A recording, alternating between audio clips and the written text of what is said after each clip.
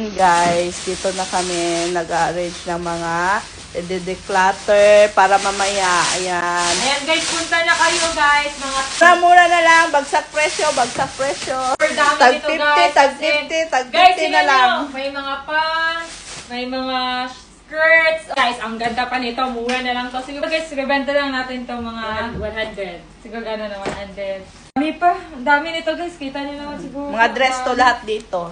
Ito na, mga tops. Ayan, ito pa, ibubukod pa. Ayan, Basta nandyan ang pa. dami guys, kaya punta na kayo. So may mga gamit din kasi kami hindi na nagagamit guys. Kaya ibibigay na lang namin to as freebies. Sa mga bibili. Oh, may bag. Ano to? Ito, Mousepad. Mga cute na tops. Ito may sakit. Pero laban pa rin. Ano to? Laban pa rin. Siya daw magiging cashier niya yun. Parang akin na. Puro bago guys. Like, hindi pa nasuot. Ang dami guys. Sobrang dami. Ang ganda.